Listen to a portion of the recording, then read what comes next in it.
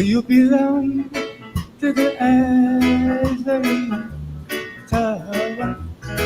I say this ivory tower.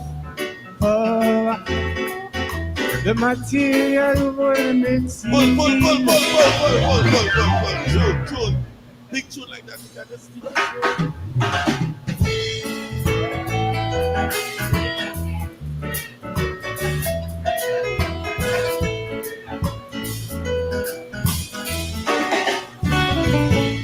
so you belong to the ivory tower. I say this ivory tower. Oh, the material will makes you feel superior. So then you look down with scorn at your brother. But your flying space is getting very narrow. Yeah.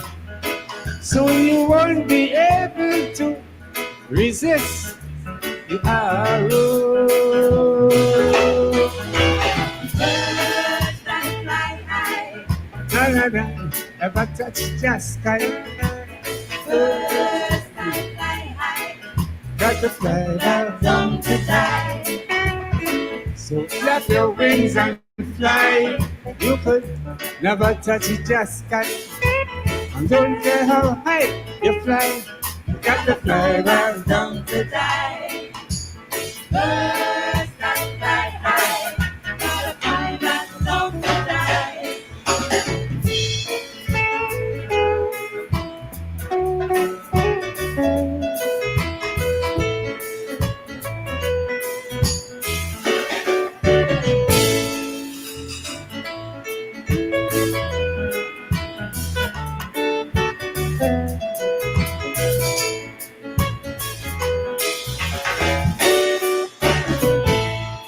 Politics and politicians is the government. Power and corruption stands behind them. They created dirty middle class society. Within that circle, them control all the money. If they could have paid their way, they'd live forever. But we all got to go 6 feet under. Birds that fly high, none of them ever touch the sky. Birds that fly high, got to fly down to die. So flap your wings and fly. You could never touch the sky. Don't care how high you fly. You got to fly back down to die. Birds that fly high, got to fly back down to die.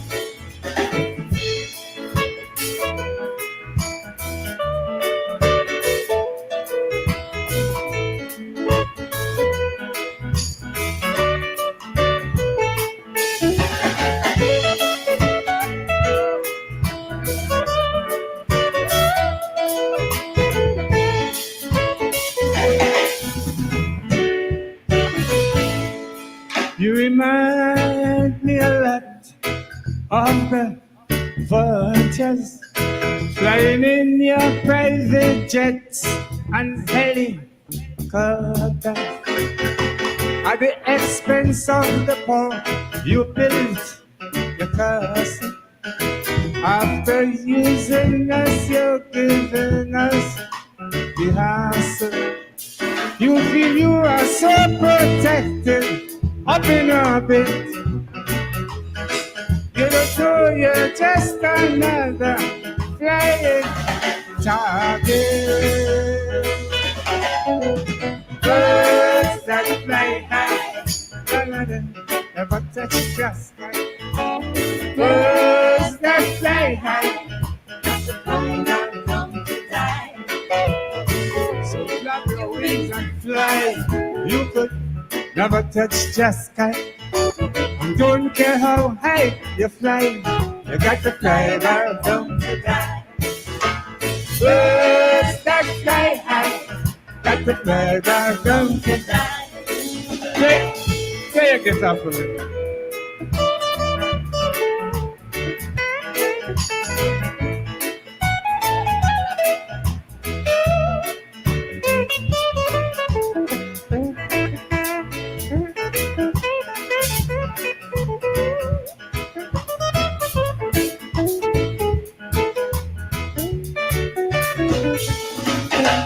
The big man hear the words of this small man. You only created your own damnation. You make vanity and luxury your glory.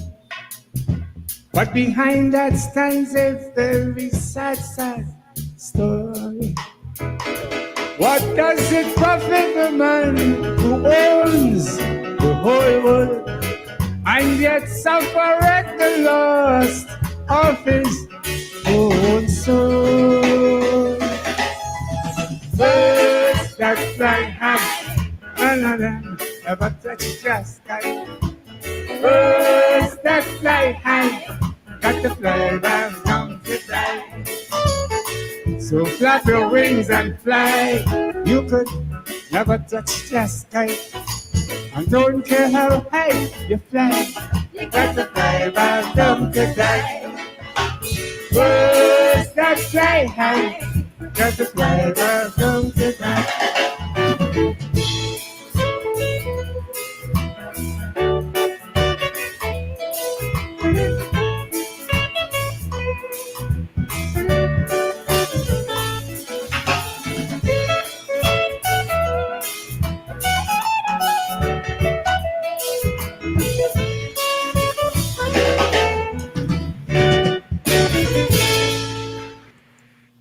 Brother Valentino, the people's Calypsonian, giving us in reggae style tonight. Birds that fly high can never touch Jah's sky.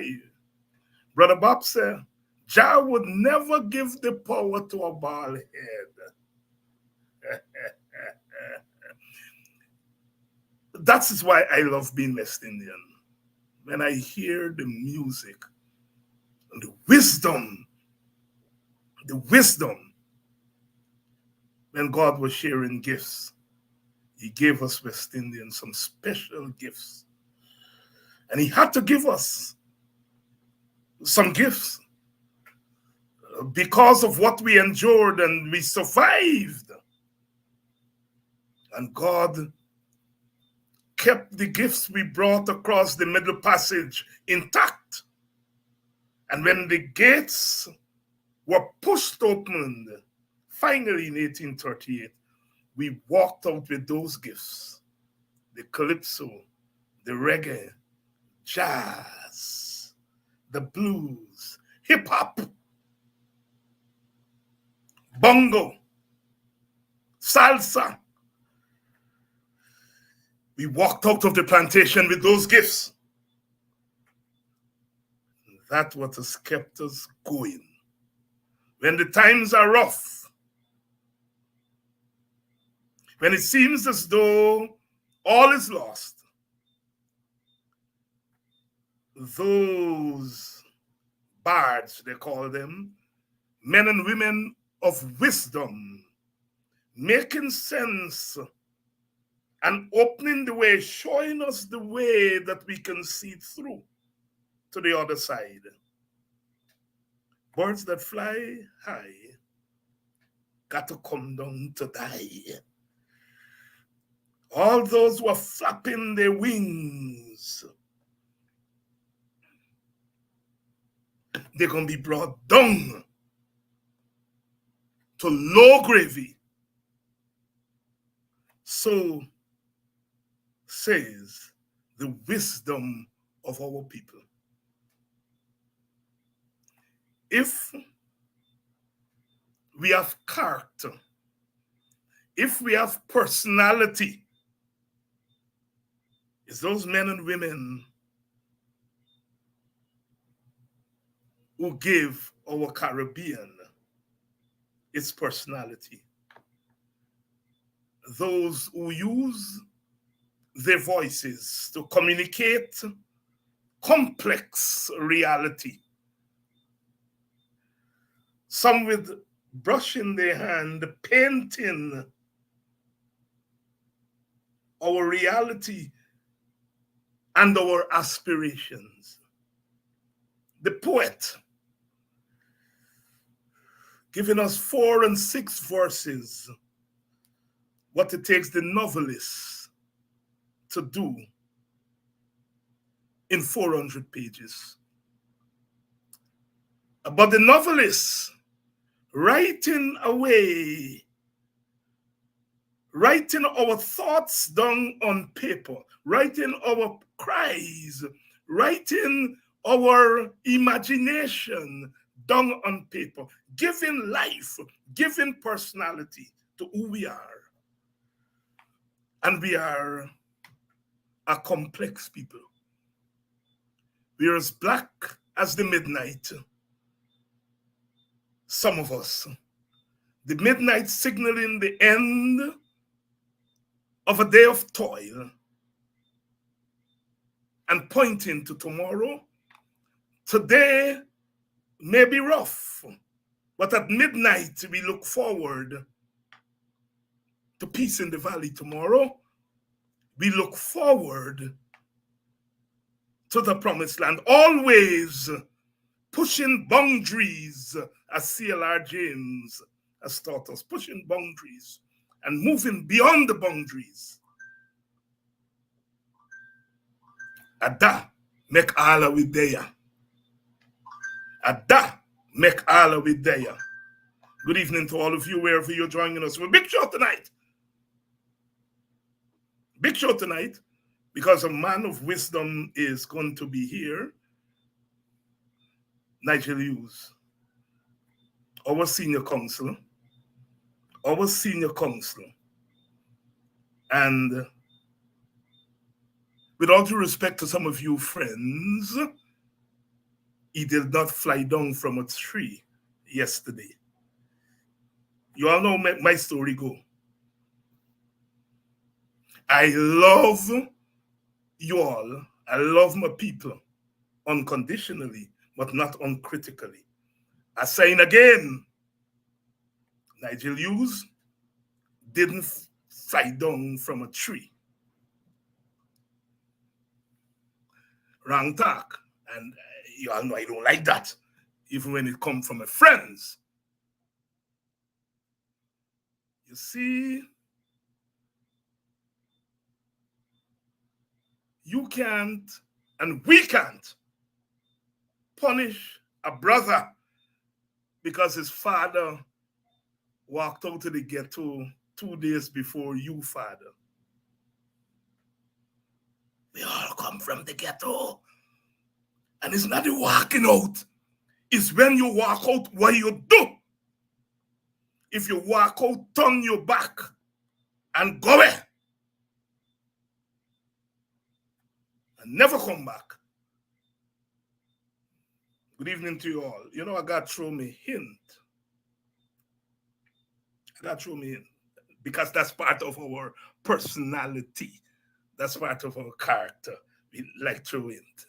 Birds that fly high cannot touch the sky. They got to come back down to earth to die. And we got to bring some people, the regime, at the end of the day, they got to come down back to earth. I say, let them do their do. Because after today comes tomorrow.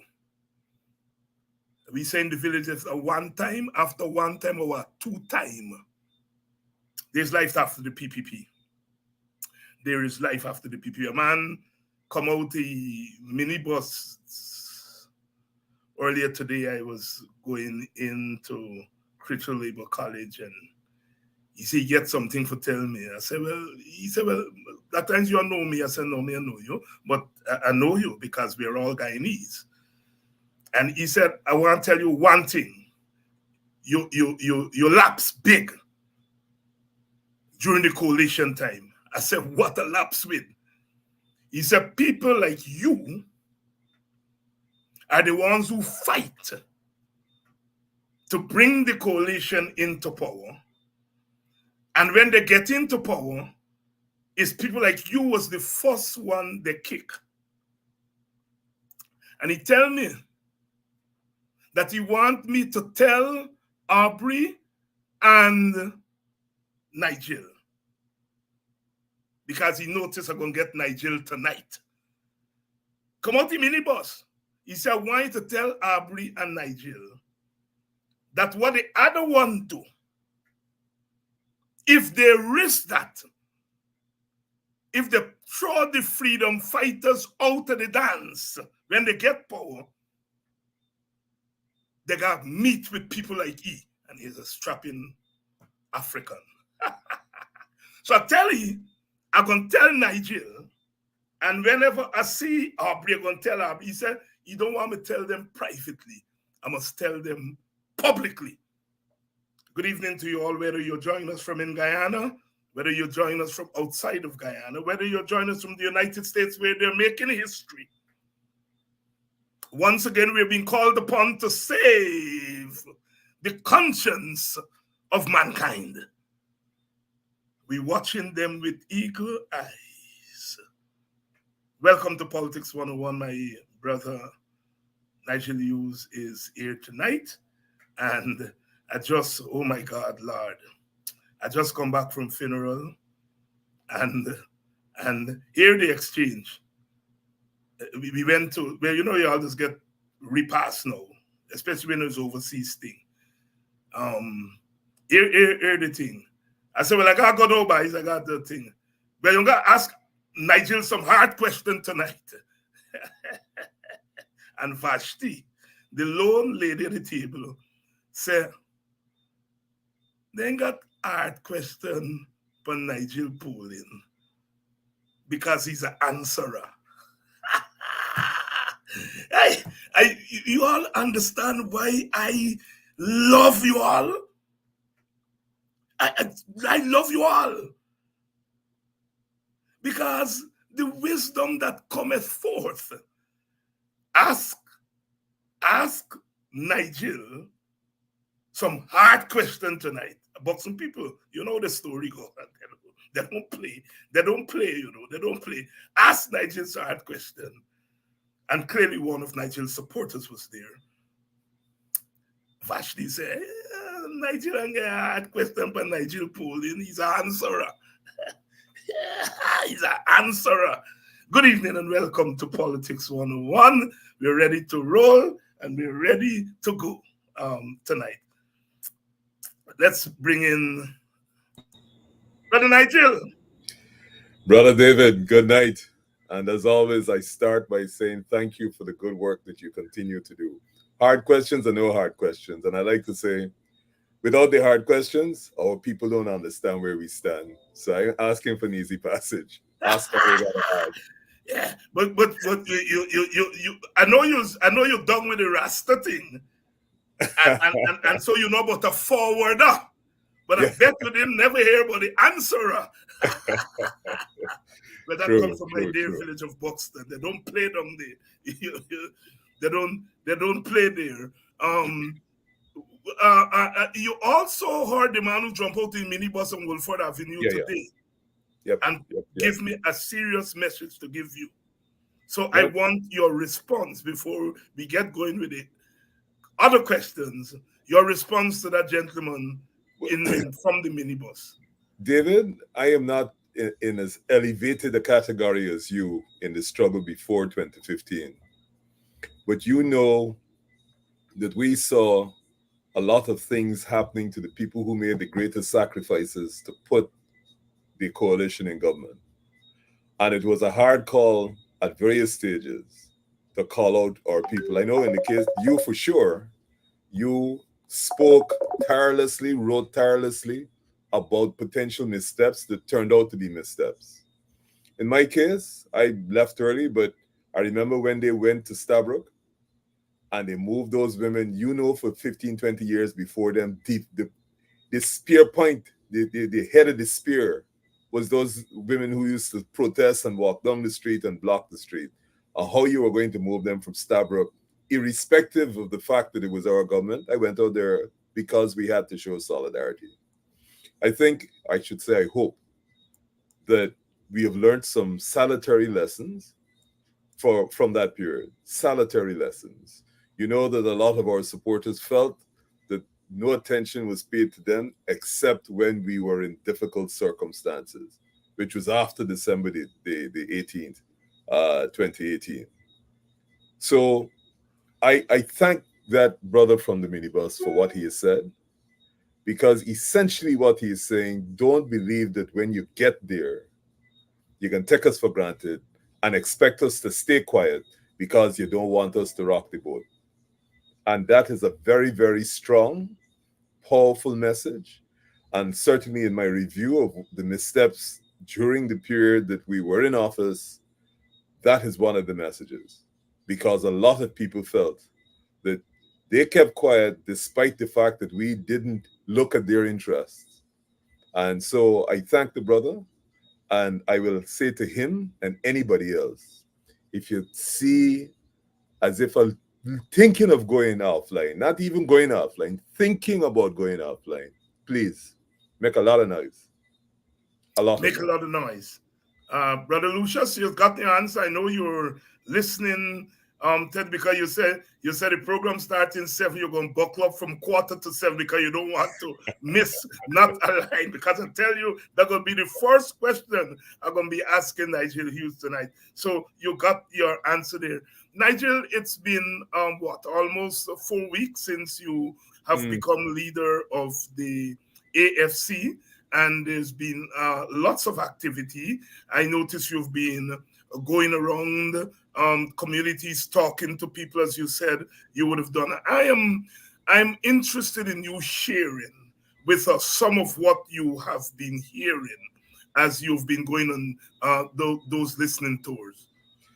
David, the first thing that struck me in all of these visits, irrespective of whether they were predominantly African markets or Indian markets, is that you can never, until you walk that ground, really understand what those people are living. And here, message throughout every community is they're not feeling anything from the oil money. Two, perhaps even more prominently, sales down and struggling. Sales are down and they're struggling. All this big talk with infrastructure and so, they have zero interest in it. Lenora, Perica, Vendors Arcade, business bad, money not circulate. Whether you say that in African dialect or Indian dialect, money not circulate. And this oil thing is so remote from them because they don't feel it. They don't feel it. That is a persistent message every stallholder you go to or every other stallholder. And it was particularly enlightening in Lenora and Perica. What is also enlightening in the case of Perica was that the market, actually in both in Lenora and in Perica, the market facilities that they were building to put the people in, they knew in advance it couldn't work. It was far remote. And in the case where I shared a video, the water off the roof flowing straight into the market before the people even start to occupy. So they felt that there was a level of contempt that the authorities had for them. So money not circulating, business bad. And the lady made a very interesting point. She said, look, school closed. They said because school closed, you expect the sales to go down. So I asked her, why would the sales go down because school closed? She said she don't understand that. Because the children still got to eat every day. It probably means that people are in such difficult circumstances that where the kids staying home, perhaps they are spending less than when they were sending them to school, where they had to send them to school with food and lunch kit. Because the parents, they're still doing the same jobs, but the sales have dropped since school is closed. So there's a lot of data that we gathered on all of those trips that is bad. One of them that really moved me was West Coast Babies. Went to Bel Air and the Food for the Poor area. David, the roads, if you see the roads in that community and the trenches outside of those homes are stagnant, they don't flow anywhere. They are stagnant. So the breeding ground for the mosquitoes. Unbelievable. When I tell you, you look at the trench outside of 50 houses, the water flows nowhere. So it's as if it's a pool to collect water that goes nowhere. Seriously depressed communities. And they were quick to say that, look, if you go a couple street down the road, you ain't gonna find the same thing. Yes, yes. Nigel, I didn't know you were going into Lenora, and one of my um, very good Indian Guyanese friend called me and said, "Well, you're buying Nigel brave." I said, "What do you mean?" He said, "Well, he braver than I thought he was." I said, "What you mean, talk to me?" He said, "Doc, the man gone to Lenora in orphan yard." I said, "Uh-huh." And then I went online and I saw clips of the visit. Um, tell us. Maybe you are not the best person because you obviously you were leading the delegation and so on. But I'm interested to know the response to you. And I know you were, uh, there's a lot of humility and so on. But I would like to know what is it you felt as you went into the Indian Guyanese communities, and the response to you, was it hostile? Well, David, let me start with what I thought I would be met with. Oh God. When I was when I took the decision to go into Lenora, I thought that I would be met with um, polite hostility, in the sense that people might be courteous, but clearly not at all interested in what you had to say. We got there somewhere between 6:30 and 7 in the morning because the market start early. And I could say without fear of contradiction by anybody who was there was not a single person who I interacted with, whether they were stallholder or whether they were just purchasing, they were just purchasers or people come to buy in the morning. Not a single stallholder, not a single person I came across had any hostility. They were they were open, talking about their challenges. There were some who clearly are going to be continue to be supporters for the People's Progressive Party, but even them said, well, "Boy, business ain't good, but what are you gonna do?" Which is fact. Yeah, life gotta go on. But I didn't encounter any form of hostility, and it was the most positive interaction. By the time I got to Parika on Sunday, Parika was unbelievable. Perhaps, well, it is a much bigger market. When I got to Parika, the reaction to the entire team that went there was unbelievable. Very warm, very welcoming. But more importantly, they were talking to us about the challenges they faced just on their daily lives and particularly in the business. So Lenora is about a 7 hour market on Saturday. A lot of people sell out on the road at the Lenora market. And they were sharing with us, sorry, that they wanted to move some of them off of that road to put up a car park for a private hospital that is across the street. So this is even within that community, they felt the disregard and disrespect that was coming from the people who presumably most of them had voted into office. That they were going to move them from this road to put up a car park. In the case of the other reason they gave for the market, the authorities in the market wanting to move them, was they were moving them into a market, and they would not give them a guarantee that other people wouldn't come out on the road to take the places that they had just been moved from. So they had a lot of tensions, a lot of tensions. I met a most gracious man who was a former cane cutter who spoke about within his own community where he lived, which is in Tushin, the kind of abuse of the people who lived there. He lived next door to some spray painting shop. The fumes from this spray painting shop were so bad that his 14-year-old daughter got affected. He had gone to EPA numerous occasions. There was no response from them. They didn't care. They felt that the person who clearly was operating this spray painting shop was highly connected. They could tell you who he's connected with. So even within the communities that I have never previously visited as I have now, that I'm beginning to do now, there are such examples of complete contempt by the authorities, who they perceive to be the government, who they know they have put in office, in relation to their own problems. And of course, because perhaps, and I'm not making any allegations here, perhaps because the traditional opposition probably assumed erroneously that these people were government supporters and you couldn't move them. Therefore, they perhaps never interacted. What those days taught me is that you got to go, you have to be embedded, and you have to listen, because a lot of the challenges that are in those communities you would not otherwise hear.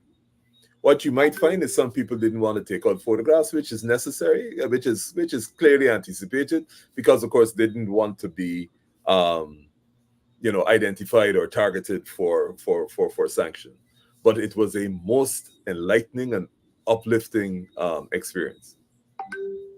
Nigel, Nigel Hughes here tonight, speaking to us for the first time since his election as leader of the Alliance for Change. Nigel, one of your former comrades in the AFC, who I think is now leaning to the PPP, said that one of the difficulties you would have, in fact, he didn't think that you would have very much traction because your politics in recent times has been Afrocentric. And he thought that that would be a liability for you. Of course, as an Afrocentric person, I was not amused by it, as if African people get cockabeh. If you mix with them, you're tainted. But I would like you to respond to that, because I think as insultive as it is to black people, it's something that falls within our political reflex, especially those of us in the political elite. We think that if you say I am, you mean that you don't like somebody else, and it's there as part of the political culture, I dare say. So I would like you to respond to that. That the fact that you went to Geneva and you picked up Afrocentric causes, then that would be a liability for you going forward. Speak to that, please. David, you have answered this question repeatedly in several of your programs that I have seen, but I'm going to come back to that. You know that one of the calls that I have made recently over the last 3 to 4 years is that our discussion in Guyana has to address the issue of race. Before you would, I believe you would agree that there was a time when people couldn't even mention race in Guyana. It was too problematic a discussion. And it was after people like yourself came forward and said, look, we have to discuss this because it has been such a central part of our politics since independence. So don't be afraid to even mention the word. Having said that, when I became active again, maybe 3-4 years ago, I said, look, we can't have a discussion about race that is based on rhetoric. It has to be based on data. Let us see what the data says. Because if I jump up and say, black people don't like work, but I ain't got any data to support it, then it's a rhetorical statement. If I get up and say Indian people like to exploit or the leadership of the Indian people like to exploit, and I don't present data to support it, we only have a rhetorical discussion, which is abused out. That's not constructive. So I spent some time and put together Economy and Justice, which gathered some serious data in some key areas. We were going forward, so we were talking about oil at the time. None of the oil blocks. This entire economy is going to be dependent on oil for the next 15, 20 years. And at the time when I did the study, I said none of these oil blocks has been given to any person of African descent. That's a fact. That's not a racist statement. That's a statement of fact. So I published it.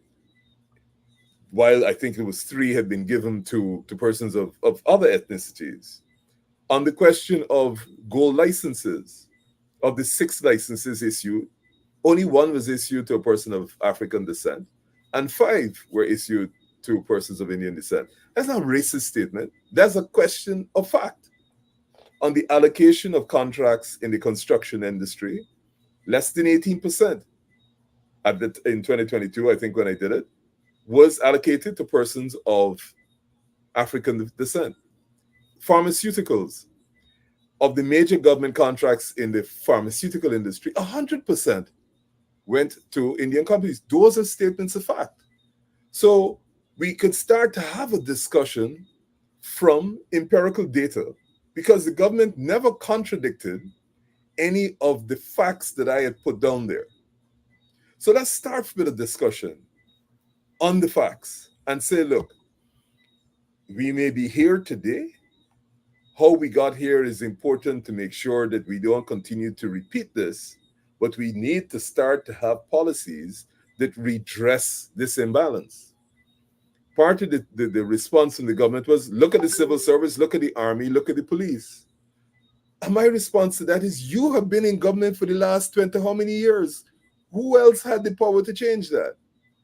What you leave it unaddressed, you leave it there for whatever purposes, whether you want to refer to it for political purposes, but you had unadulterated power for 23, 24 years, during which time you had more than adequate opportunities to address. If you say there's an imbalance in the police force or an imbalance in the armed forces or an imbalance in the civil service, you who talking about one Guyana and everybody's supposed to participate, you had the power. What have you done with that power? When you are confronted with that economic data, why are you saying that the author of that production, which is based on unchallenged facts, is racist because he has brought it to your attention? I raised not only African issues, I raised educational apartheid. 2022, not a single indigenous person got an A at CXC. None. And in the same year, Guyana topped the Caribbean with students getting 24 A's. How could you possibly live in a society in which one set of students on the coast are getting 22 A's and none from the hinterland and riverine areas? If that is not a red light, an alarm for action, and in some communities, if that happened, there would have been a stronger reaction. You cannot not address that. And you don't address it by saying building more schools. You've been building schools forever in the indigenous community. So clearly the problem is not building schools. It is the quality of teaching in that community. And David, on Sunday, I had the privilege, both David Patterson and I, of meeting a teacher, African woman in the market. She teaches at Karasabai and has been teaching at Karasabai for the last 15 years. And this teacher was able to articulate at a level that you would be blown away. Student to teacher ratios in the kindergarten area should be 1 in 15. They have 1 in 25. The ratios at the most fundamental time in the educational process for our students is twice what it should be. She articulated as you go closer to common entrance, you could perhaps risk going up to 1 in 20. But in those communities, it's not there. They're not spending the money on the quality of teaching. She, as a teacher in Karasabai, got to run a farm to live. How are we talking about all this available resources and you're building roads and you're building this and you're building that, and your most important asset, your human resources, you are spending not a cent in it. Look at how they did what they did with the teachers. The teachers, the most important aspect for the future of this country. All the labor figures, the International Labor Organization says we're gonna need X number of jobs in the next 5 years. Guyana cannot supply 10% of them. And worse, if we have 50% of our students dropping out of secondary school, they will not be able to qualify for skilled and semi-skilled labor. So we walking these young people now, long before they even make 18, into second-class citizenship. And you're going to say, because I race that, it's racist? We have to deal with what we have. We have to deal with what we produce. David, when we look in the mirror, if we ugly and we got filaria, we cannot pretend to be beautiful. We have to deal with what we look like. And we are not a pleasant looking people. When you look into the mirror, we are distorted, we are malformed.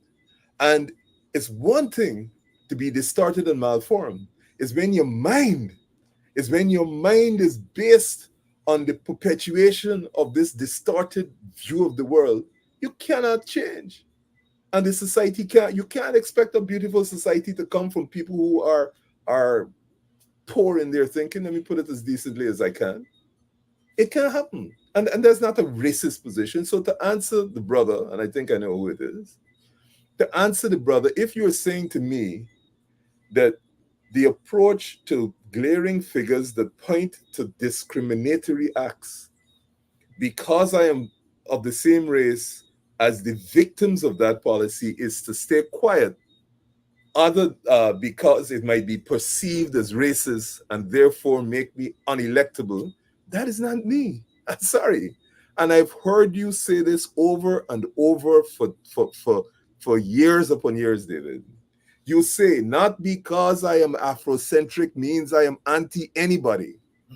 You have persistently said you believe in the fact that every human being is entitled to basic rights. When the coalition government got into power, and they started to hung prominent members of the People's Progressive Party and arrest them, I got called. I went. I didn't say, "Oh, I'm a black man. I can't go again. Go to represent you because of what? Because you happen to be Indian and the government is black, and I was supportive of them, or my wife is in the government." No, that is not how it operates. You operate from a position of principle, and that is, to me, the basis. So to answer the brother, if the principle says I should stand up for Indian people at the time when they're attacked, I will stand up. If, as is happening now, the clear victims of the present policies are African and indigenous, I will stand up for them. And if next week this party starts to attack the Indian people in Lenora because they were welcoming to me, I will be there. We have to have some point of principle in which we say this is what we're standing for. And that is my response to that, brother. Thank you very much, Nigel. Thank you very much. Good evening to all of you who are joining us. Of course, we are coming up to emancipation starting this weekend. We are going to be in emancipation mode. Nigel Hughes is going to be one of the major speakers at our Emancipation Black is Beautiful concert at the Buxton Line Top on July 31st. We are making a statement. Nigel is going to be there. Aubrey is going to be there. I would be on the stage also, because we want our emancipation celebration to be a show of unity. A show of unity. No cussing down, no tearing down, no disunity. A show of unity, of course. Diversity of thought, diversity of action is what makes us such a dynamic society, such a dynamic people. But we are saying that this emancipation, we are holding hands together. So on July 31st, our Black is Beautiful concert at the Buxton Line Top. We would have Yoruba singers there, the Buxton Fusion drumming group, the Buxton Pride Steel Band, a number of other artists will be there. And we will have speakers, Nigel Hughes, Aubrey Norton, and like I said, I will be there. We have launched our Emancipation Fund, and some of you have already contributed to that fund, and we are going to share the tidings, some of it with Buxton, some of it with Belladrum, and some of it with Denhamstel.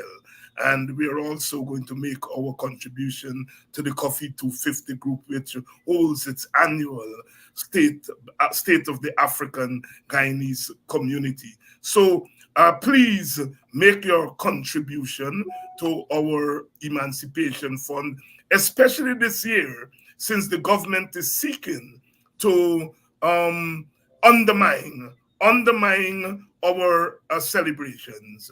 The brazen, nasty move of holding a big sport at Maltinos just across the road from where ACDA has held its emancipation activities for 34 years and more.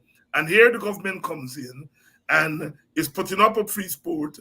I understand they're busing people from out of town to bring them there to undermine the authentic African Guyanese um, commemoration of an African Guyanese Day. It is not that other ethnic groups don't have any business there, but this is African Guyanese Day. And this government really eyes past us. So we are saying, turn out in droves to the activities put on by the authentic African organizations in your community.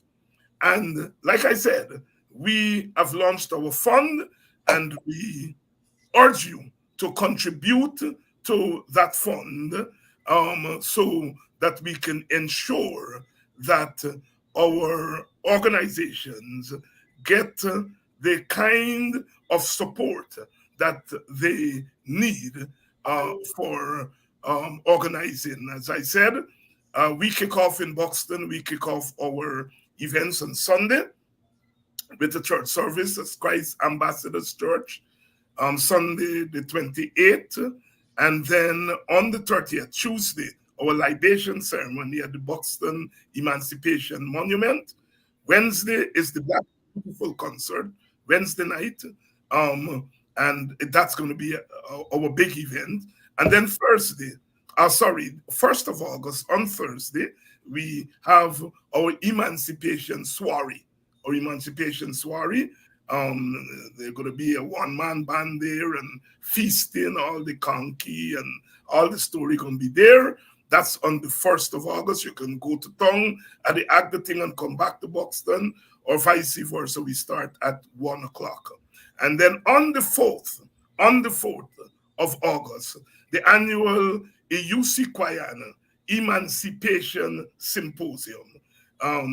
The topic this year is African identity and resistance in the context of state-sponsored and other forms of racial discrimination. Going to be a big panel there. Some of Kimani, Dr. Kimani Nehus is going to be there.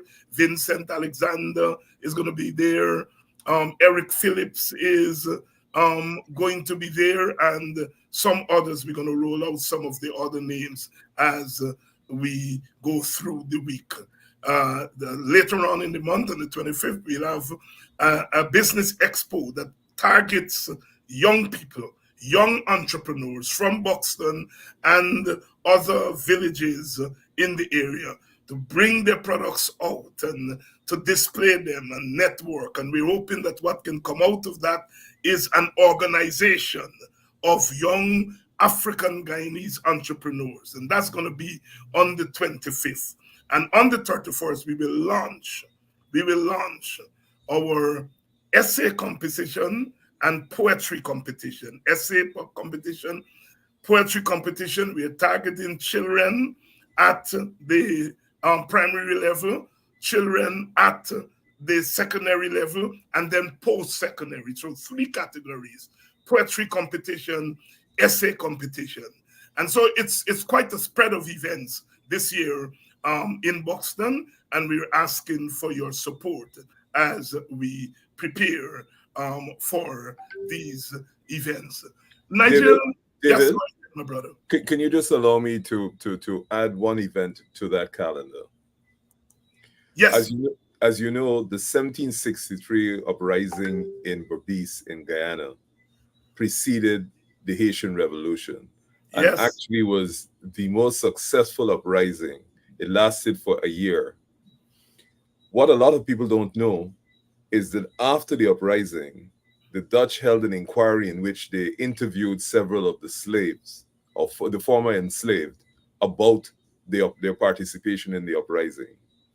And it's the only documented record of the voices of the enslaved and what led them to participate in that uprising. Of course, some of them would have been misleading, but it is the only documented record of what the enslaved said. Everywhere else, they put down the revolution, they shot the people, they didn't hold an inquiry. And this is the only record, not in Guyana only, not in the Caribbean, but in the entire what is called the Western Hemisphere, including Brazil. It is a treasure trove, and all those records are kept in a museum in Holland. There's a lady called Professor Margarine Cars who wrote a book called Blood in the River that took all that documented work and produced the book. And for the first time, you started to get an insight of what was happening to the enslaved. So, what we have done is we have come together under the auspices of Epanagy, and we are bringing Professor Margarine Cars to Guyana in the last week of August. And she is going to be delivering a presentation at the Theatre Guild on the 30th. I urge whoever can go to go because this is the raw history. She's of Dutch ancestry, but she's a professor in Cameron University in the United States. But this is our history, and it's the only record of the voices of the former enslaved about what was happening.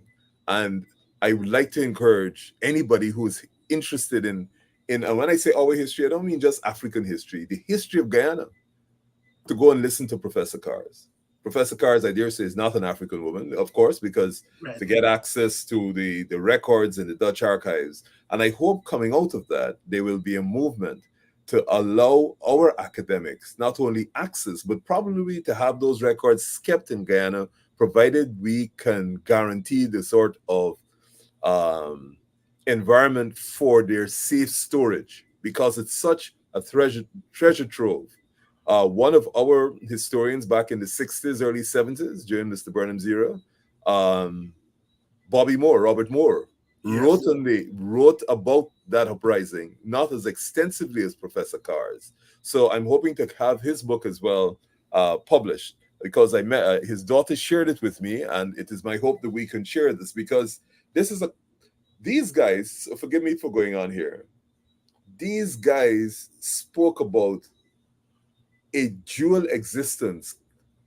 The African former enslaved were going to run their own business in the upper part of Berbice, and they were prepared to with the Dutch colonials living close to the mouth. And Coffee proposed that. You'll think of the level of sophistication of an enslaved person talking about not only self-government, but allowing former adversaries to live in a relationship which allowed them to conduct business and run separate nations. That is that was so advanced for the time. And this is people from us. This is our heritage. And I don't when I say us, I don't mean Africans alone. This is the heritage of Guyana. that's right. 1763. Kofi and the guys saying, look, we gonna run Upper Berbice and you guys could stay near the mouth. So, but I just wanted to mention that event at the Theatre Guild on the 30th. And I want to endorse that event. I've heard, I've seen Professor on 2 or 3 interviews, and she she is so well versed on that subject, and she comes at it not from this disinterested Yeah. what we normally associate with academics, that I am objective. No, she doesn't come at it from that false, I'm disinterested and so forth. She has an interest in it because, as you said, she's of Dutch ancestry, but she teaches in the United States of America. And clearly, when she ventured out and did, she didn't even know where Guyana was. She hadn't Yep. heard of Barbies and so on, which makes her work even more interesting. So David, yeah, one of the things I discovered that after the uprising, shortly after the uprising, there were those enslaved that just wanted to run their farm and live a normal life. And then there were those that wanted to carry us to the state of nationhood. Imagine talking about in 1763 in a completely white dominated world, talking about nationhood and protecting and having their own militia and having their own unbelievable stuff.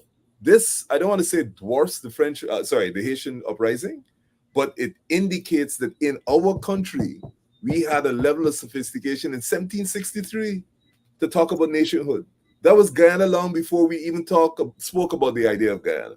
that's right. That's right. And they were talking about trading Absolutely. trading with their former oppressors. I mean, I remember as a small boy hearing somebody saying that the 1763 revolution failed. And I remember Tommy Payne, my countryman, who was on the panel. It was a wrong thing, and he said, "Oh no, fail." And I remember as a small boy, quite in my teens at that time, and being amazed at what you heard those people were able to do in the 11 months or so that they held Yep. Berbice. So we highly recommend that activity. I have a couple of people to thank. I have to thank Ms. Portsmouth. Thank you very much for your contribution. I would like to thank Leslyn for her contribution. I would like to thank the Aziz for their contribution. And I know some other contributions are coming in. I'll get to them before we end the show. Nigel, yes. I will commit to contribution, but I don't want it to be a PR thing. I will send that to you. Wonderful. I don't want to, Right. Thank you very much, Nigel. Nigel, there have been some questions that in people's mind, and I would like to get your take on them. First, I am telling you what I've been hearing. A lot of people who have spoken to me have said, I am for Nigel, but I'm not sure about the AFC. They were responsible for bringing down the coalition government. Frank with me, say, I for Nigel Hughes, but I'm not sure of the AFC.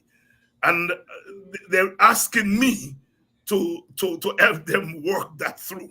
And in some instances, I've offered my views and my perspective on how we can work that through. But I would like to throw that to you because I am sure you would have heard that. I'm sure you would have heard that from Yeah. Yeah, go right ahead. Okay. So with any discussion, we have to agree to truth and facts. It is a fact that it was an Alliance for Change member who voted in favor of the no confidence motion. Can't get away from that. It is a fact that that person who voted for the no confidence motion, who came from the Alliance for Change, was Indian. Don't let's hide that. Let's have an open discussion on it. Good. We also have to take into account that I think it was 3 or 4 hours before the no confidence vote, when the parties caucused at the Arthur Chung Center, that same individual said he was committed to the government. He had no difficulties with the way the government was operating.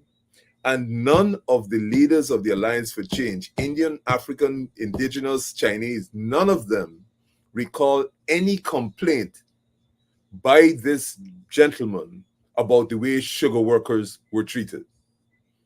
Politics, I know, is a dirty game, which at least you expect some consistency of action and morality. If that person who voted in favor of the no confidence vote had a long history of complaining and acting for and on behalf of the interests of the sugar workers, you could say that the Alliance for Change, particularly, and the coalition generally, were warned of his concerns and therefore would have been given an opportunity to address them.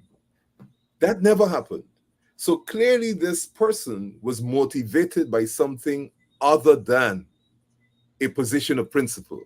He used the sugar workers as a ruse to say why he was voting for the no confidence. But having said that, the intelligence of the Alliance for Change and the intelligence of the coalition government failed because there were several other signs from that gentleman that indicated that he was going to migrate. He had closed down his practice. He had sold some of his private property, cars, etc. And therefore, in any society, you need to have some level of intelligence which would say that despite he is saying, I am with you, his conduct is pointing to something else. So I will accept that there was a failure. But this gentleman never,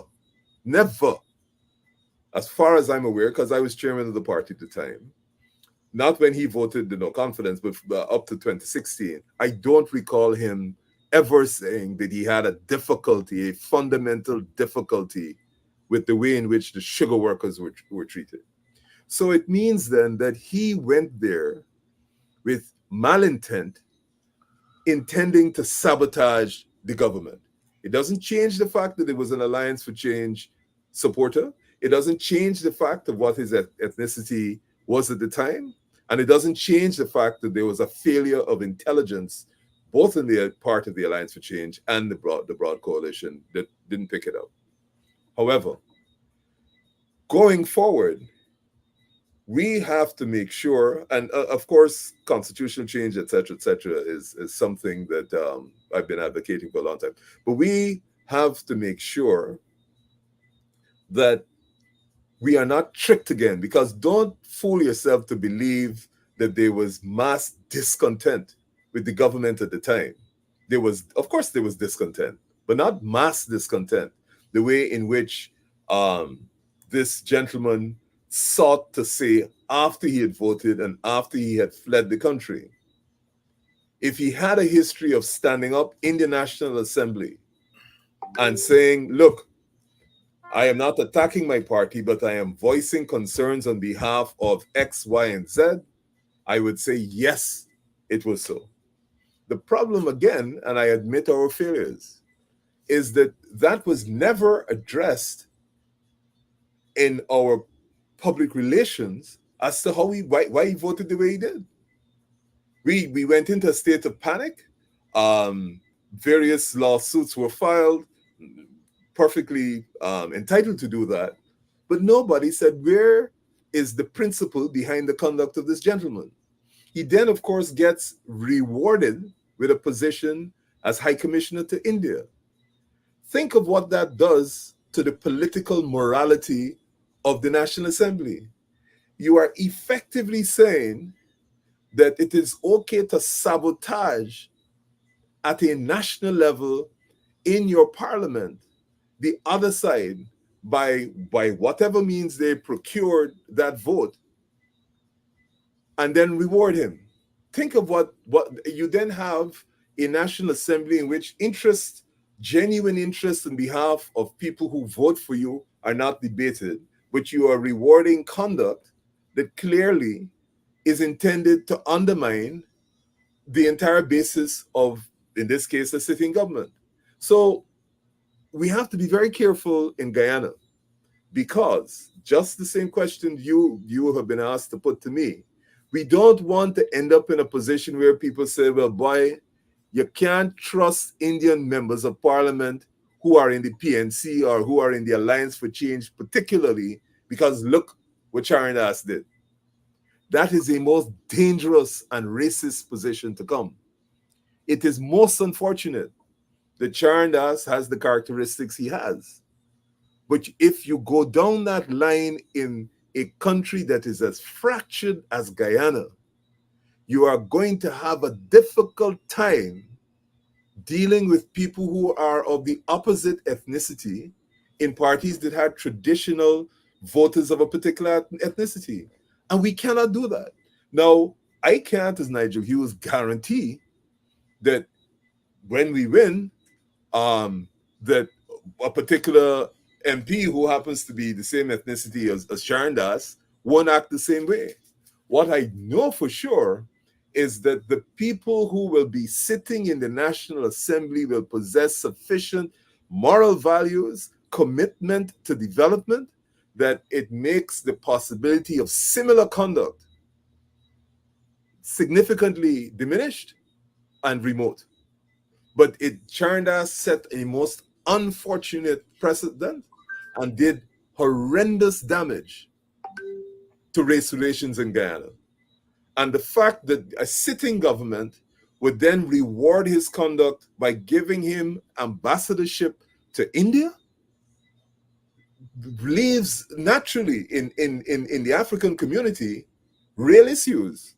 I have to commend the leaders of the Alliance for Change and Mr. Granger from not allowing that to become a open war between the Alliance for Change and the APNU, because it could have gone there very, very easily. It was going there the same night. I have to commend MP Rajkumar, who was sitting next to Charandas. And when Charandas said no, he hit him violently. I said, what are you doing? And Rajkumar is Indian. So we had examples of the kind of conduct that this country needs. But it is unfortunate that the damage that was done to the relations between the African and Indian people as a result of the conduct, not only of Charandas, but of the conduct of the government by saying, look, we are going to applaud you, appoint you as ambassador to India over, I am sure they had several people in the People's Progressive Party far more deserving of such an appointment. But you do it because, A, you bring down the government. We have to be very careful of what message we send as leaders, what message we send as citizens to our citizenry, especially when it comes to the issue of race. And that was an unfortunate one. I know it perhaps does not answer your question directly, but I say, and I did say this when I was elected, that we are going to, in the Alliance for Change, review everything that we did leading up to the decision to coalesce, during the coalition government, during the no confidence vote, and afterwards, because the only way we can proceed as a mature party is to acknowledge these things that you have raised, address them, so that we find potential solutions to dealing with them in the future. The last thing I want, insofar as I'm afforded the privilege of leadership of the Alliance for Change, is to bury the fact that it was one of our members that brought down the government, bury the fact of the impact on race of that person, and bury the fact the way the government acted in relation to rewarding him. We have to confront this. You cannot run a modern, sophisticated party which has those kinds of fault lines. And I give you my commitment that at least the party will address them. We may not address them in public because we don't want people posturing for public purposes, but we will be addressing them internally. Addressing them entirely. And I think that goes a long way, Nigel. I think I know something about political culture in Guyana, having been around for quite a while. And I think a lot of time our people on all sides of the political and ethnic divide, what they want is for us to address things, for us to answer questions, for us to pose questions. I noticed that shortly after you came to office as leader, you said that one of the things that the AFC needs to do is to apologize for our missteps and mistakes during the coalition period. And I remember when the WPA, prior to the 2020 election, suggested that to our comrades in the APNU. They said no, no way would they apologize to their own supporters. We were shocked. And we went out and apologized. But of course, our microphone is not a mega one. And it would have helped if the two larger parties had, we didn't put it to the AFC. Of course, we put it to our partners in the APNU. And so we in the WPA were quite heartened when you assumed the leadership of your party that you said we should apologize. What motivated you in that direction? Many things, David. One of them would be, and I know this is going to sound very sort of nostalgic. One of the things that I used to do when I was still in high school was run behind the WPA. I was a crazy WPA supporter when you had Walter and Clive and Rupert and that a multi. And one of the things that the WPA has consistently stood for me, even in that memory, is political principle and political morality. And Guyana has, I think, is an infinitely more fractured society now. It's in a much more dangerous position. And hubris is perhaps one of the most dangerous conditions you have to guard against. Hubris, you cannot assume that you are right. And you cannot assume that you never made a mistake, because if you start on that premise, you are going to stumble early. And I have been mulling over for years what it is that we should have done differently.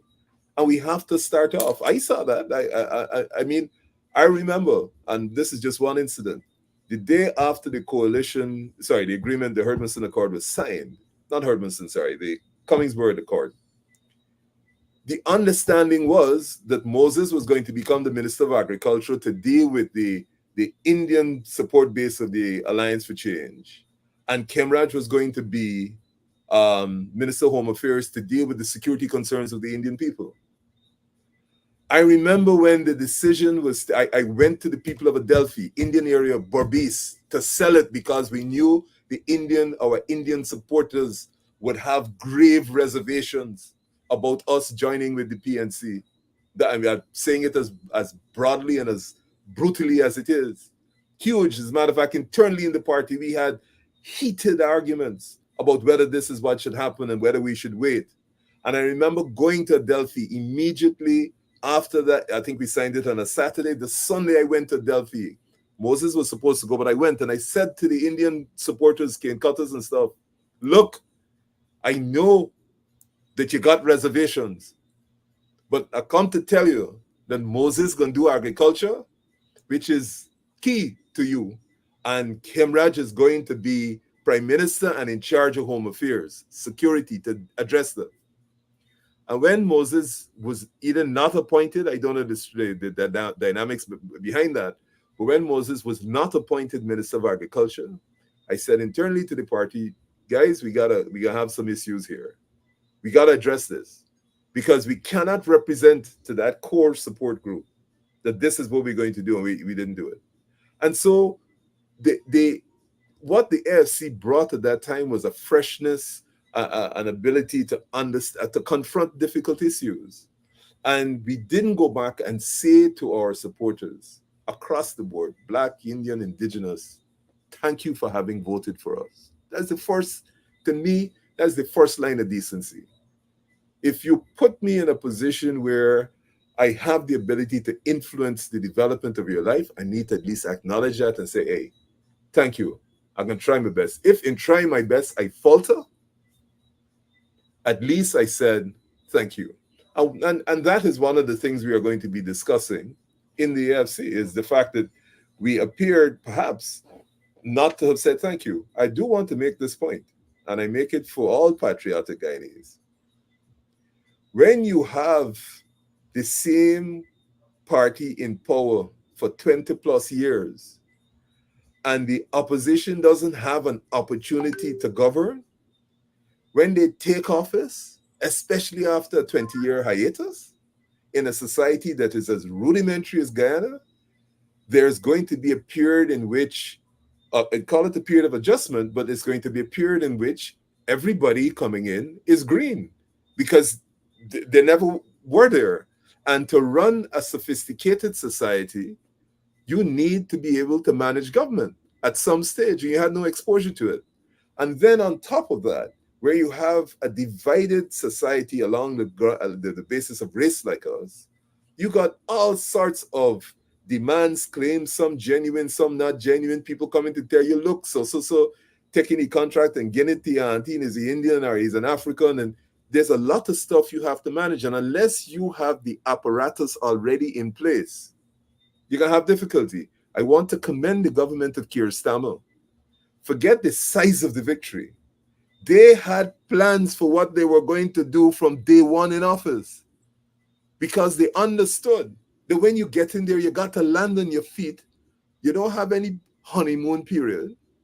And so one of the things that we are working on, whether we work on them independently as a party, or if the polls suggest that we should go together in a coalition, is that we have to have a team, a separate team that does nothing else but work on what it is you're going to do when you get into government. Political parties have to have the intellectuals somewhere to do the planning and come up with the ideas. They're separate. They're not running looking for votes and PR and popularity. You also need to have a team that's beginning to identify the people, the transition, and the policies that you need to implement from the time you are sworn in and your ministers take office. You have to demonstrate that. And Keir Starmer, the Labour Party in England, have done that. They've landed on their feet running by anybody's assessment. And that is what a modern government will demand. Nigel, yesterday I was at Giftland trying to get my phone straightened out. And I was standing there, and a brother came up to me and he said, Doc, are we going as a coalition or not? I said, why you ask? He said, well, I hear you saying that you for coalition, but I'm not getting the same kind of signals from the PNC and the AFC. And I said, what signals are you getting? He said, mixed signals. And so I told him, I think we're going as a coalition. He said, can I take it to the bank?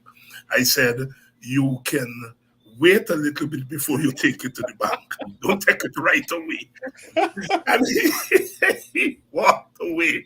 And a young girl, she couldn't be more than 18, 19. She was standing waiting to do something with her phone too. And she said, sir, I don't mean to be nosy, but I have the same thing with the gentleman. I said, what do you mean? And she said, well, I hear Nigel Hughes said that they got to build up their party. And I hear Aubrey Norton say that party said that he must be the presidential candidate. And I'm confused. And she's doing her hands like this, as the young people. She said, I'm confused. I said, you are a coalition supporter? She said, yes, I'm not for any one of the party. I for the coalition, but I am confused. And at that time, I said, no. This is an 18, 19, 20-year-old, clearly the first time she's going to vote, and very excited. But what struck me is she said, I am not for any of the party, I'm for the coalition. And that thing hit me like a thunderbolt, because even though you're political and thing, sometimes when you hear these things, it hit you. And so are there mixed signals coming from the AFC? And if so, can you unmix those signals here tonight, especially for that young lady, that young girl who's excited to vote for a coalition for the first time? Okay, so David, politics, like any other discipline, is a science.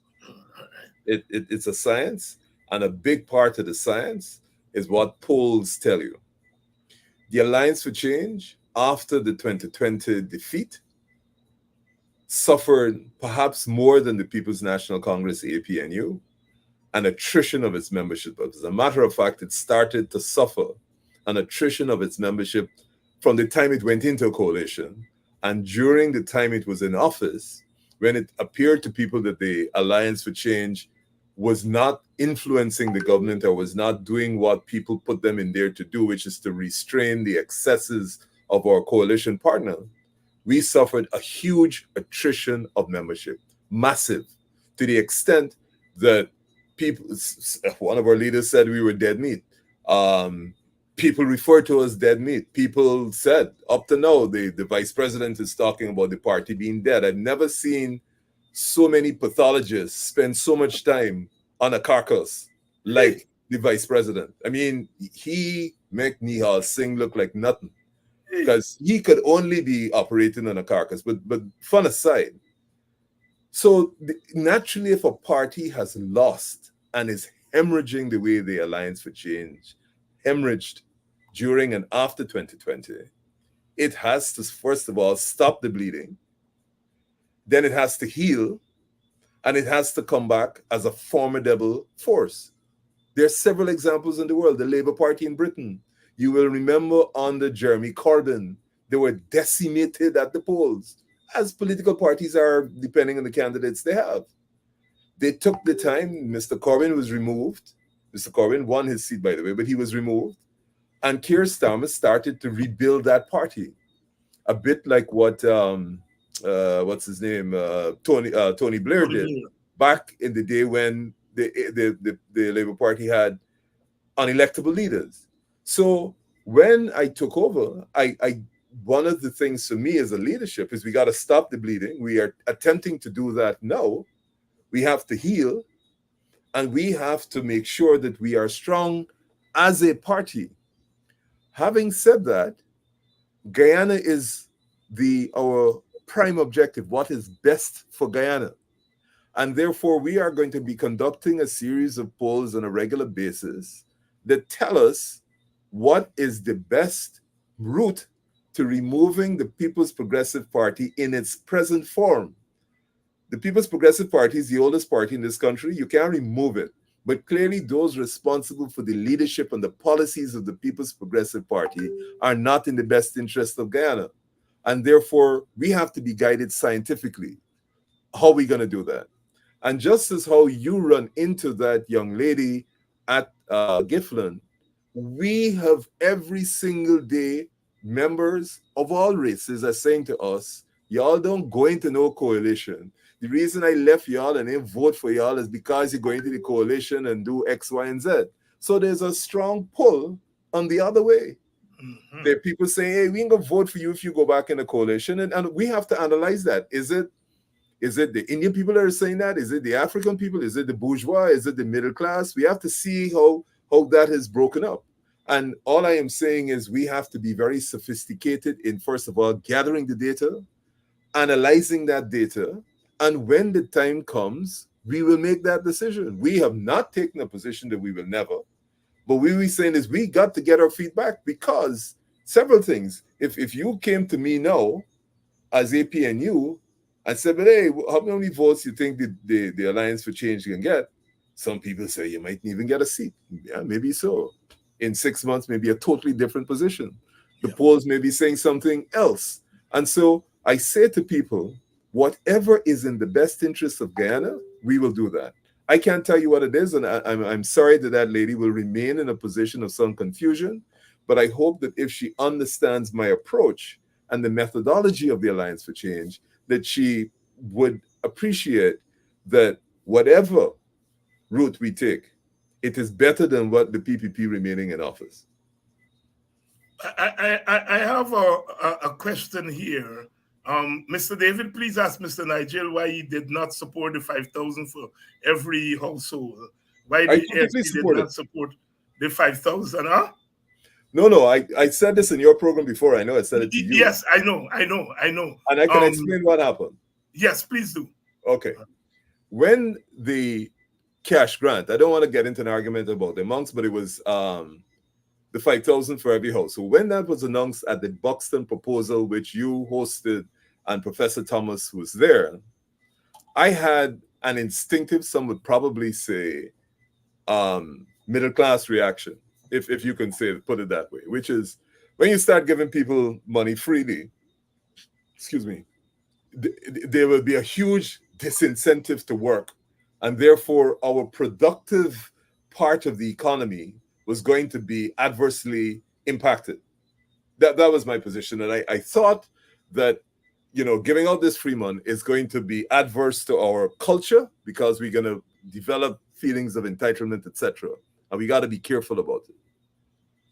But thanks to the People's Progressive Party and the way in which they have distributed in their biased manner the monies and the proceeds from oil, whether it is by flood relief only going to their supporters, whether it's cash grants only going to their supporters, the complete way in which there has been such a political manipulation, a biased political manipulation of the distribution of the oil proceeds, where only some communities benefit and not others, has brought me to the position that the only way we can begin to see anything looking like equity in the distribution of some of those proceeds by way of direct transfer is to pass a law that says X percentage of the GDP every year must be given to every citizen, and make sure that we have solid bases for identifying those citizens.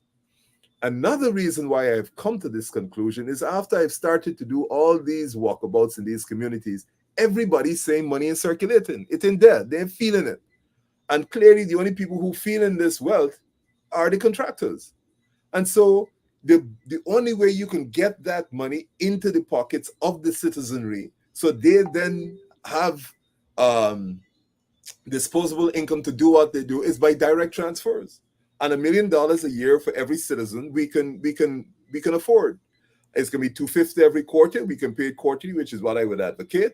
But if you got a household of 5, they then get $5 million a year, which they can put in an investment. And I remember Professor Thomas making this statement when he made this proposal. He said, why you assume people can't be responsible in the way they spend the money?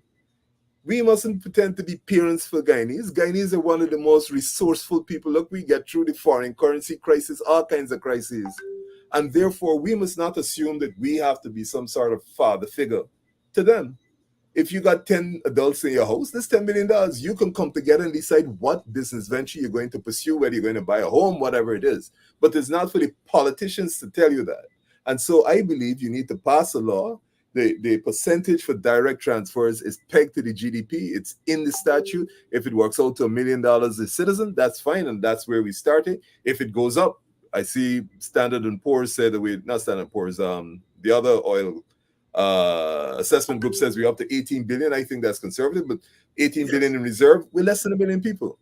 So the only way all people can feel this is not to hope that some contractor hires somebody and that they hire them, their family. No, give the money directly to the citizens and make it law. So no, I can't get into government and decide, oh, I'm going to support the people in Linden because they vote for me. No, it must be fair across the board and equitable. Fair across the board and equitable, of course. In 2018 in Buxton, Professor Clive Thomas, on behalf of the WPA, unveiled what he called the Buxton proposal, the cash transfer, and he calculated at that time that given what he saw in terms of the amount of oil that was there, he thought that we could start with $1 million, 5,000 US dollars per household.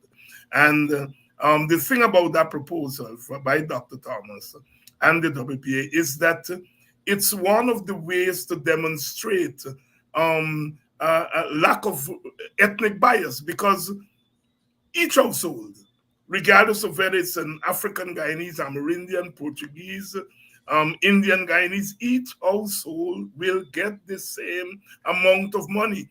And as Nigeria said, it is not just walking about with a bag of money and sharing out to people. It's about statute, taking it to the National Assembly and let it be by law that at the end of the year or the end of the month or however they choose to distribute it, that each household will get the same amount of money. So it's a case of ethnic democracy, so to speak, equitability. And of course, some of us have talked about linking it to school attendance, that to qualify the next year, we're looking to see how often your children go to school, how often you take your children to the clinic. So it could have connections with the rest of David, the economy. Yes, Nigel. I want you to share this figure with your readers.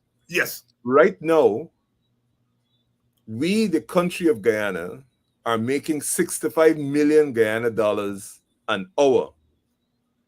In other words, we are making per day $780 million per day.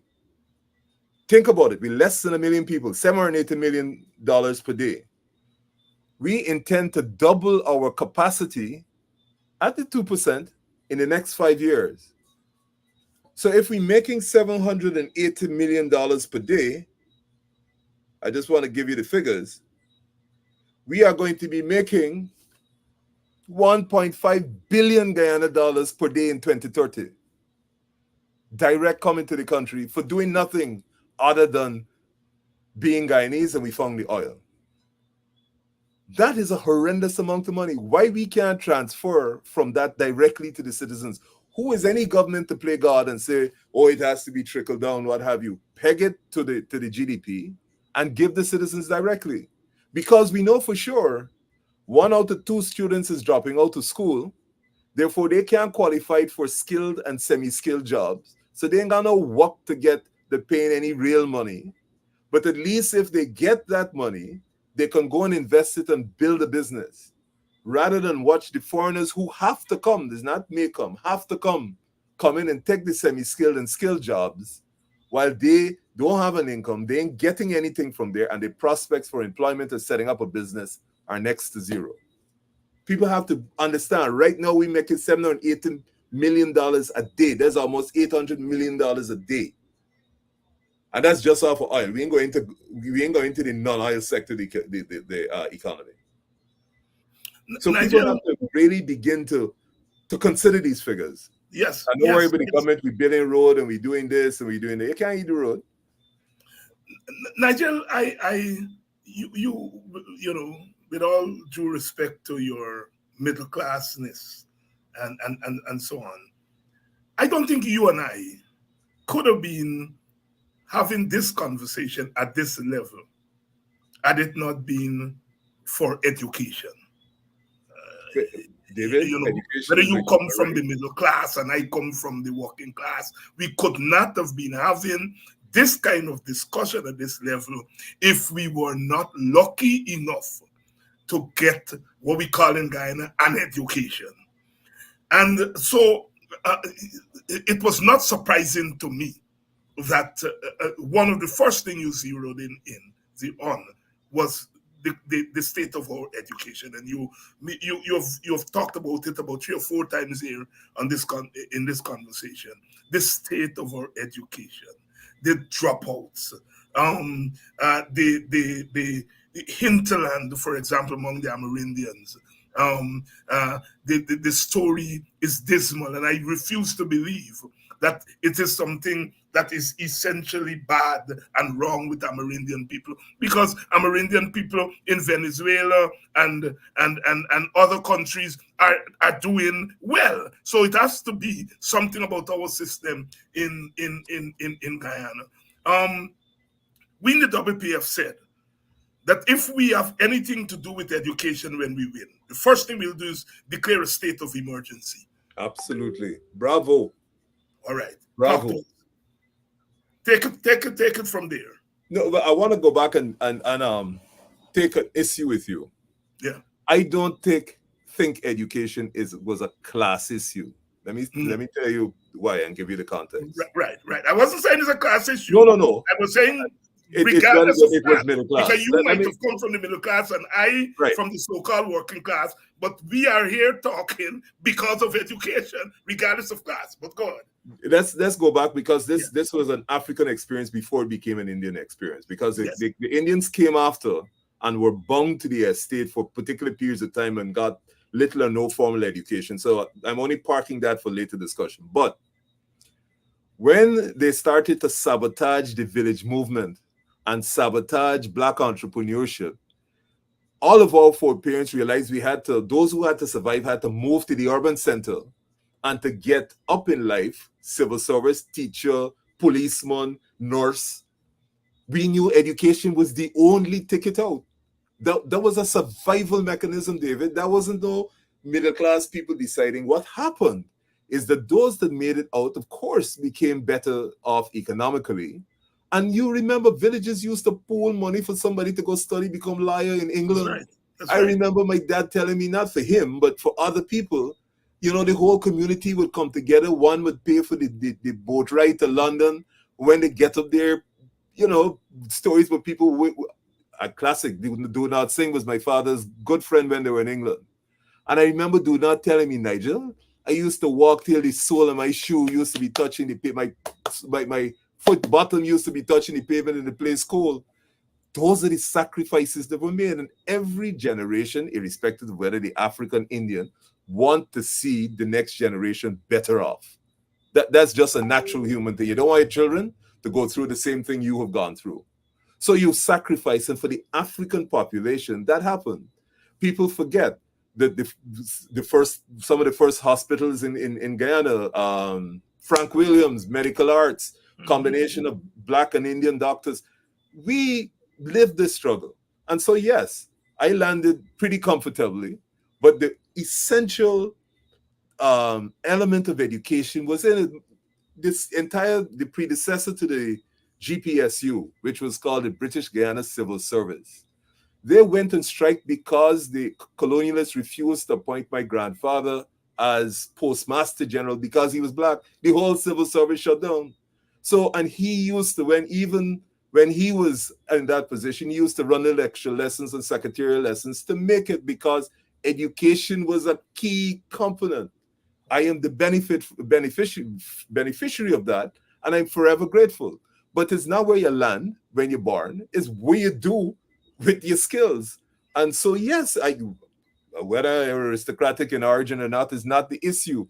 Is what have I done, or what am I trying to do, given that privilege that I have? And so, particularly for I go to the Indian community. Back in the day, back in the 40s, the 30s, 40s, and 50s, even up to the 60s, in communities, the Indian people were regarded as less than learned. There's a fact. Black people used to look at the Indian people as, hey, buddy, y'all can't speak properly. You got this, you got your funny culture. Because to a large extent at that time, we had adopted the Anglo-Saxon culture and believed that we were better. We can't sense now, but that was how it was. And what has happened as a result of their hard work, their sacrifice, etc., they are now in a very dominant position. Again, education was key. People studied, they went away, and they performed. We have to accept all these facts and plan a pathway forward. So education has always been a key to anybody for upward elevation. I believe that the country suffered after we got rid of free education. I remember in 1976, I think it was, when Burnham brought in free education, there were people who would not otherwise get to where they are today, benefited from that, my friend. And I am speaking from a position of privilege because my father paid for me. I'm telling you, I saw partners of mine, tears almost coming to my eyes, who, were it not for free education, could make it to the end of secondary school, could make it to UG, now are big doctors, very successful internationally. And people don't appreciate what education does and the opportunities it affords. That's why it's got to be the number one thing that we spend. We got to develop the human capital. We can't fight it down. We can't have these people coming out of school failing and we're not even trying to impart skills that will give them an opportunity to participate. So, short answer to that is education to me is number one. All this wealth, rather than build 50 miles of road, I'd rather give 50 people universities, education, put it into the research capacity at UG, send our best and brightest to the best universities globally. Because trust me, with all that brain thrust, they will come back and design a system that will perpetuate it. Yeah, Nigel. I do agree. Education has to be it. I'm reliably informed that a number of young people have either decided going into college that they're going to study political science. I'm told some of them have switched their majors to political science because they've been listening to this program and have been influenced in that direction. So it's not just us having the education. But as you said, is what we do with it. If we come on public spaces like this and we do the public education as I think we are doing tonight, we are also influencing younger people to understand the importance of education.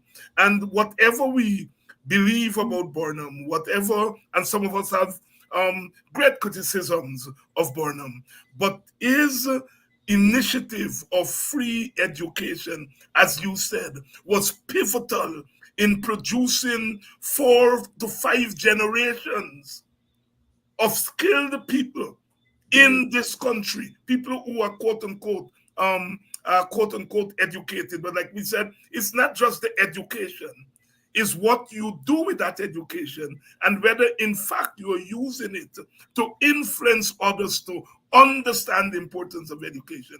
I continue to be amazed at poor people, poor women who didn't have the chance to even finish school, but are like an eagle when it comes to educating their children.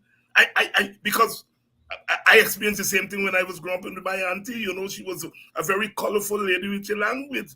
And she made it clear if I'm going to wear one underwear, you going to school and you taking school. All right. Of course, she didn't use say underwear. She used more colorful language. But she was clear. I get a fifth standard education and you all got to go past fifth standard. Whatever I got to do, I will do it. And I'm amazed that that thing, that drive is still there among our people.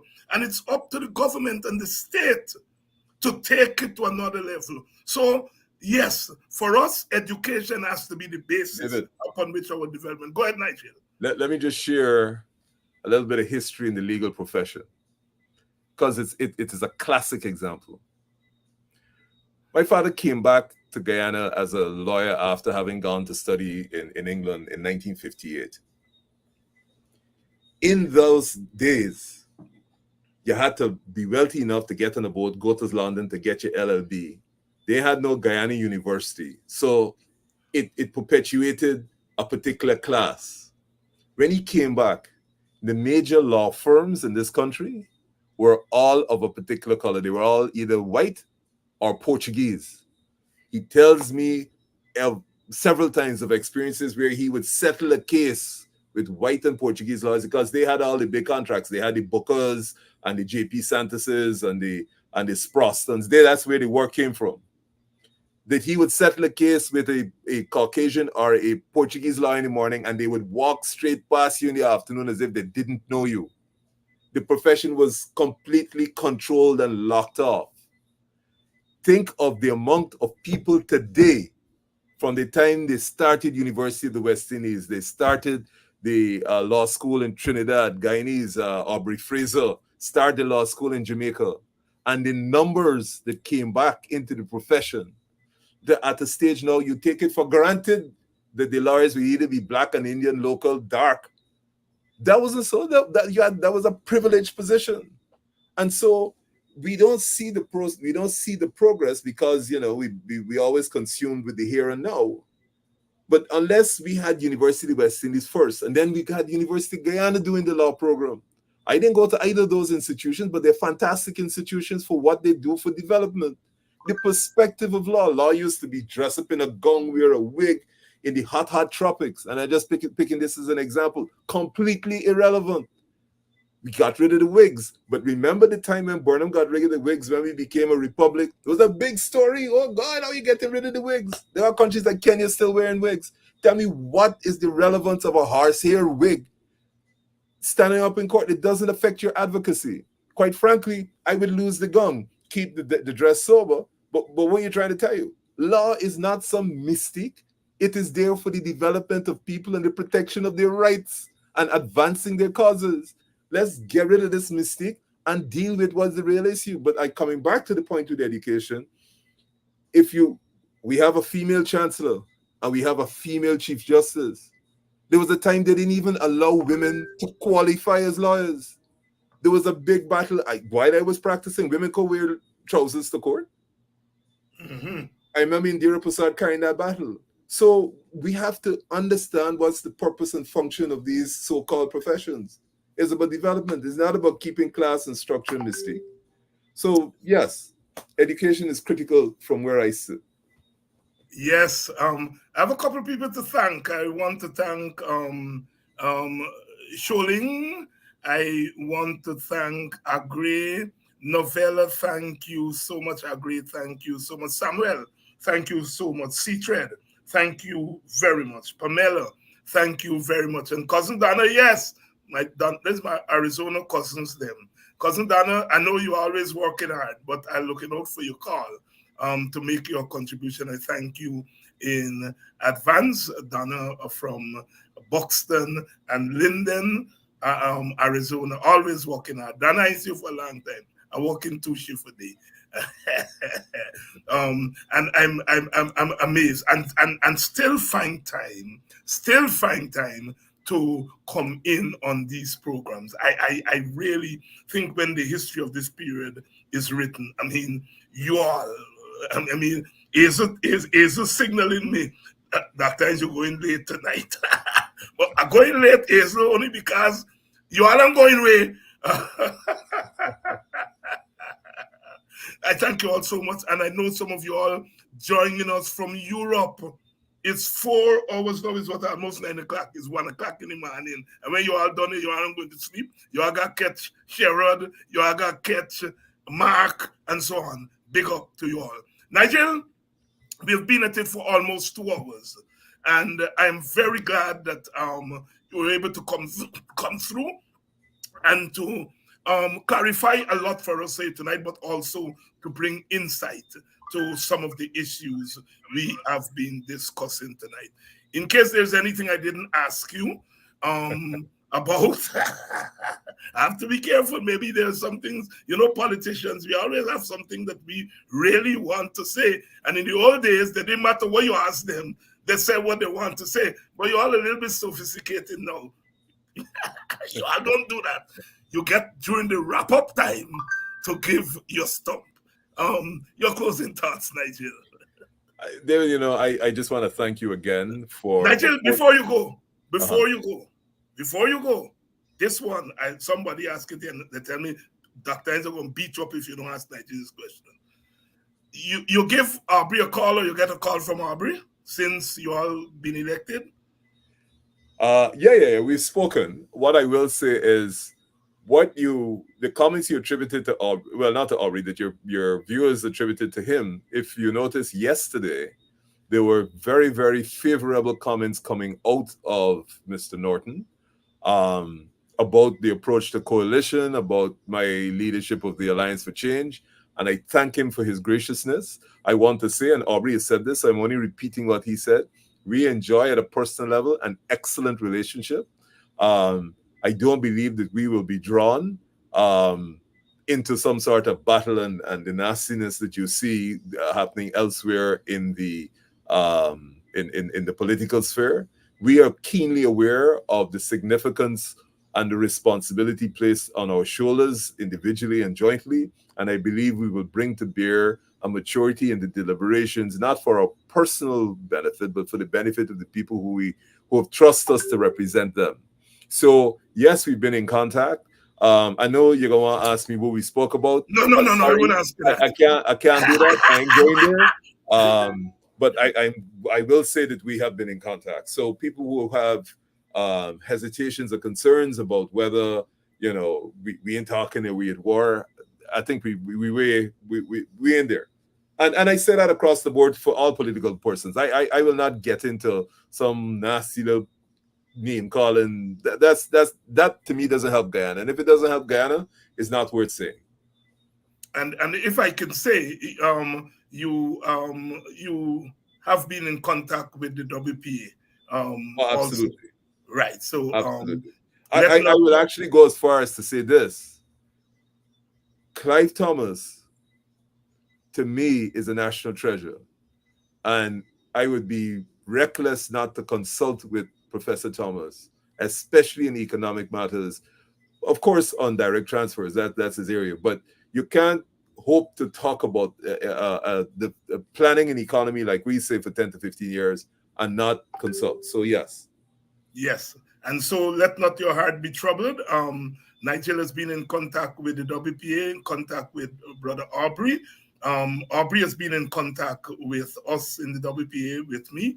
And so yes, we're not fighting down at the top, if you will. And so let not your hearts be troubled. We're gonna do this thing and we're gonna see it through, one step at a time, one day at a time. Nigel, you still have your closing thoughts. No, no, I was just going to say thank you for, I think, thank you for inviting me. I think this has been a most fruitful discussion from my perspective. You've afforded me an opportunity to share some of my views and vision for Guyana. Um, that is invaluable to me. I want to say to every citizen, we have to sit down and be responsible. We cannot act like a kid in a candy shop and try to eat all the candy, because we can end up with diabetes and we can dead. So thank everybody. Education is absolutely critical. I think it is the ultimate opportunity to level the imbalances of the past. So David, thank you, and to your listeners, thank you very much. And thank you very much. As of course, our program tonight was titled "Better Must Come," and drawn from the reggae music of the 1970s, early 1970s, with the coming to power of Michael Manley and the reggae People's singers. National Party, my friend. Yes, yes, Allow yes. me to let me, David. I know that you like to read. This book Yeah. is about the People's National Party at 75. It's actually called the People's National Party at 75, the Party for the People. Yes, I have. Um, Yeah. and you know, one of the people. Anyway, don't let me No, no, disclose. go right ahead. No, no, no. I was going to say, to me, one of the not sufficiently recognized leaders of the Caribbean, who was a prime minister of Jamaica, is P.J. Patterson, Yes, and yes, he really is an exceptional politician. And in terms of development, he's second to none in the region. yes, yes, yes. And if truth be told, PJ Patterson was the first phenotypically Yep, black prime minister of Jamaica. yep. He came. Nigel, thank you very much. Thank you very much for coming through, my brother. Thank you. Nigel Hughes here, and please do make your contribution to our fund. There may be a couple of people who made contributions that I haven't thanked yet. Please make your contribution. The information is on there. The Cash App, the PayPal, the Zelle, and of course the MMG is there, 6631549. Thank you all very much for staying beyond the call of duty. We've gone for 2 hours, but when you get an opportunity to talk to somebody like Nigel Hughes, you stay with it, and you all stayed with us. I'm going to see you all tomorrow night. We may start a little bit early at 6:30 tomorrow night, but I'll let you know early enough. But I'll see you all tomorrow night when we come back with another edition of Politics 101. Love you all, love you all, love you all. Big love.